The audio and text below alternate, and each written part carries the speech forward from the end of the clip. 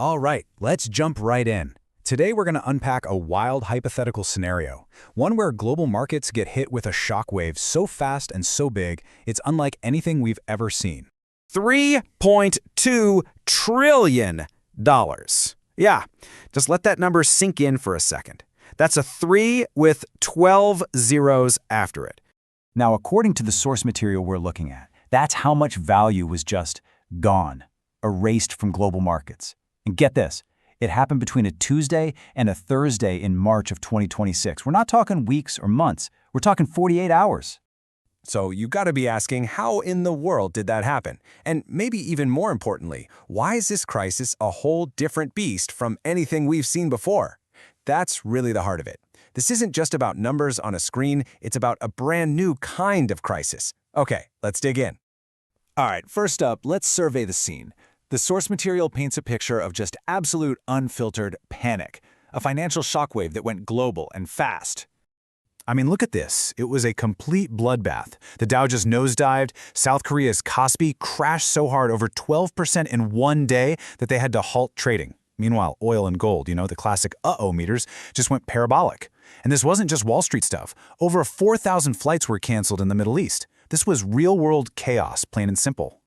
So, what could possibly cause all of this? What was the spark that lit this massive fire? Well, the source points to a military operation, one that spiraled out of control with just terrifying speed. Let's rewind the clock and see how we got here. Okay, so here's the tick-tock. It all kicks off on February 28th. A joint U.S.-Israeli operation called Epic Fury targets Iran, and its supreme leader is killed. Iran doesn't wait. By March 1st, they're hitting back hard. But the day the markets truly lost their minds, that was Tuesday, March 3rd. That's when the panic button was pushed.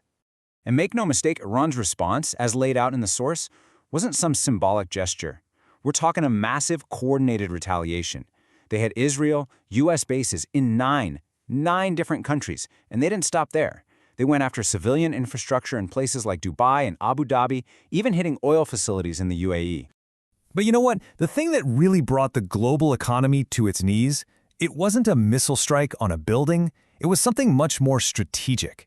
It was an attack on the world's economic jugular vein. I'm talking about the Strait of Hormuz. Think about this.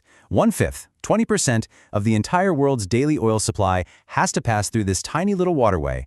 And here's the genius or terrifying part. Iran didn't even have to sink a single ship. All they had to do was turn it into a hot war zone. Suddenly, insurance companies are saying, no way are we covering that, and ship captains are refusing to sail. Just like that, the strait is functionally closed. And a fifth of the world's oil, poof, gone from the market. And this right here, this is the absolute key to understanding this whole thing. This is why, according to the source's analysis, this 2026 scenario isn't just another 2008. It's a completely different animal, and the tools we used to fix the last crisis, they're basically useless this time around. Yeah, this chart just lays it all out perfectly. Think back to 2008. The problem was financial, right? Bad loans, weird bank assets, all happening on Wall Street. So the solution was financial. Print a ton of money, bail out the banks. The Fed was pulling the levers. But this is a physical problem. You have actual oil that's not moving, real infrastructure that's been bombed. The epicenter isn't New York, it's the Persian Gulf. And the people in control, it's not the central bankers, it's the geopolitical players. And this quote from the source just hits the nail on the head. You cannot print oil. Think about that. You can't just fire up the money printer and create more crude.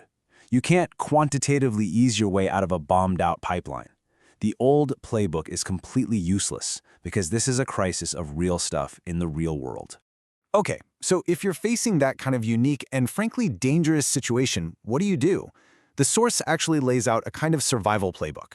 And hey, quick but important note, we're just explaining the source's perspective here. This is definitely not financial advice. So, take a look at this. The source suggests a pretty radical portfolio makeover. A typical portfolio might have, say, 60% in stocks. The recommendation here is to slash that down to 40% max. And where does that money go? Into things like gold and cash. It's a massive shift from go-go growth to let's just not lose everything. And the playbook gets really specific. Step 1, cut way back on stocks. Step 2, for the stocks you do keep, get out of stuff that gets hammered by high oil prices, like airlines and travel, and move into sectors that could actually do well, like energy and defense. Then it's all about buying gold, building up a big pile of cash, and maybe even using some fancy tools like options to act as insurance. And the biggest rule of all?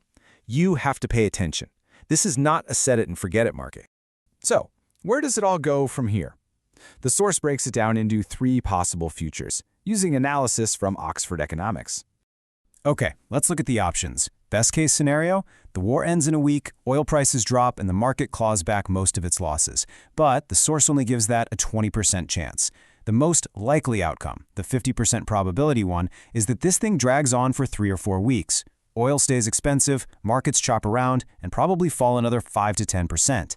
And then there's the worst case. The war lasts over 6 weeks, oil skyrockets, and we're looking at a global recession and a nasty bear market.